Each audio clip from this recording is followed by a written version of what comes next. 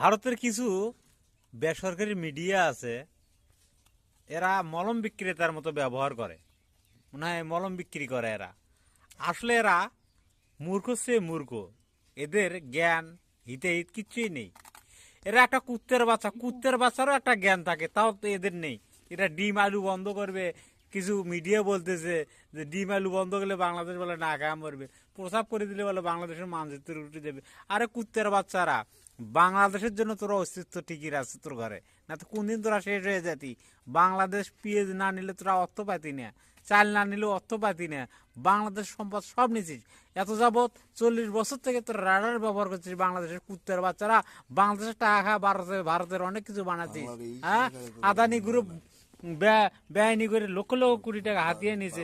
কুত্তের বাচ্চা, বাংলাদেশের ইলিশ না হলে তোর ঘরে কোনো উৎসব পালন হলো,